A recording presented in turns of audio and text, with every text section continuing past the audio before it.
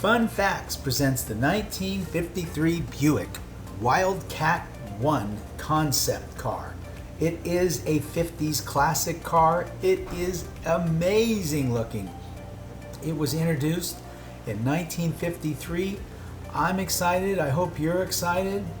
We've got some great photos, so let's get started now.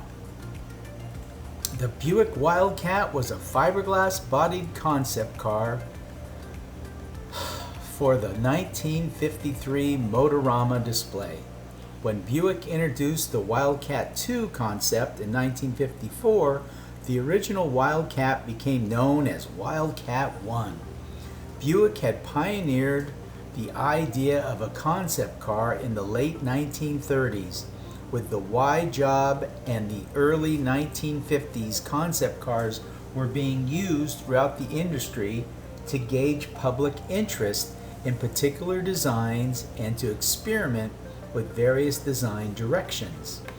The Buick Wildcat and Chevy's fiberglass-bodied Corvette were on display at the 1953 Motorama, and both were low-slung two-seat convertibles with modern styling and a racked-back wraparound wide screen. Innovative features on the Wildcat included a concave grille, buffer bombs integrated with a massive wraparound front bumper, and rotostatic front hubcaps that remained stationary while the wheels spun. On one of the rear fenders, above the skirts, are a row of 15 vertical slats. In the back are large dual exhausts protruding through the fascia of the integrated tail lamps, wrapping over the rear fender tops. Powered was by a Buick 322 cubic inch V8 engine backed by a Dynaflow automatic transmission. They were hydraulically operated windows and seats, and a hydraulically operated top that disappeared beneath the rear panel. The Buick developed a prototype vehicle in 1953 known as the Wildcat 1, and the model came with a 322 cubic inch V8 engine that was rated at 188 horsepower. For its time, this vehicle was considered to be revolutionary. The body was fiberglass, and the front wheel hubs remained stationary as the wheels spun. Considered to be Buick's first performance vehicle, the Buick Wildcat, officially named the Wildcat 1. Okay, built as a first of two concept cars, the Wildcat was the boulevard cruiser showcasing GM's new driveline developments. A highlight of the Wildcat was its pioneering fiberglass body, the same technology used later in the year to develop the first 1953 Corvette. Stylistic features of the Wildcat included a huge front grille with buffer bomb guards,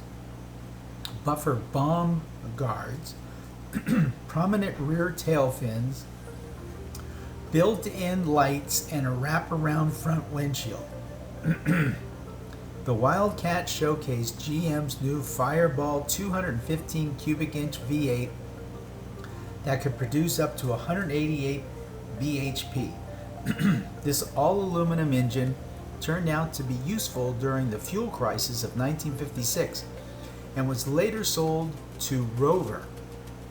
In the concept car, this was matted to the new version of GM's torque converter called the twin turbine Dynaflow drive.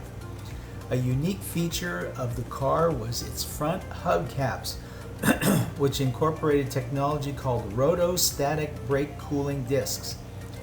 These used a cooling duct on the wheel that remained stationary to provide fresh flow of air to the front brakes. In 1954, the Wildcat 2 sports car concept was released as a possible companion to the Corvette. A second series of GM concept cars also adopted the Wildcat name in the mid-'80s.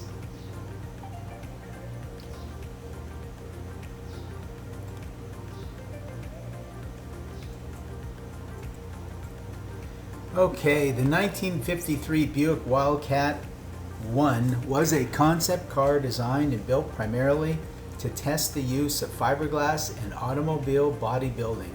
Fender sports used for cooling were placed on top of the fenders rather than on the sides. The one-piece windshield was a wraparound type with a 60-degree slope to the rear. When the top was down, it recessed into the body of the car with a special panel covering it, eliminating the use of a boot. The 1953 Buick Wildcat 1 concept was designed under Harley Earl's leadership. The car was built for the 1953 GM Motorama and is one of the Buick's first fiberglass cars reportedly built primarily to test the use of fiberglass for possible future production bodies. Its main attraction was the low two-seater body style with a one-piece wraparound windshield sloped again at 60 degrees to the rear, and when the top was down it recessed into the body of the car with a special body panel covering it, eliminating the use of a boot. Hydraulics was used to operate the top, windows, and seats.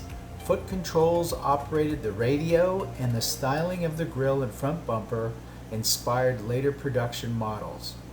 The body was finished in white with green leather interior and green nylon carpeting. There were hood scoops around the hood ornament and the portholes that ran alongside the tops of the front fenders. The car was powered by a 188 horsepower version of the V8 engine and used the new twin-turbine Dynaflow transmission. An interesting feature was its rotostatic front wheel discs, built-in air scoops, and the disc remained stationary while the wheels revolved around them. The 1953 Wildcat was the first of 3 concept cars introduced in consecutive years to wear the Wildcat badge.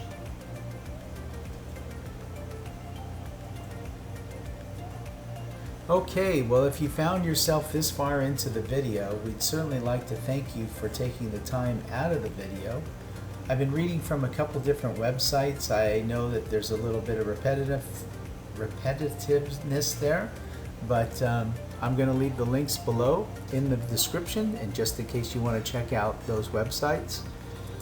So again, thank you for taking the time out of your day to watch the video, and if you like our video, please give us a thumbs up. It really does help our channel, and if you like our channel, please subscribe, because we're going to be doing a lot of the cars from the 1950s and 60s. We'll be doing muscle cars, we'll be doing sports cars, hybrid cars, supercars.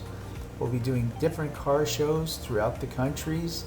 We'll be doing autoramas, we'll be featuring hot rods, and so there'll be a little bit of everything for everybody.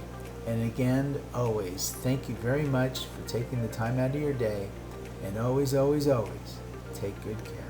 Hope to see you when we upload our next video. Thank you.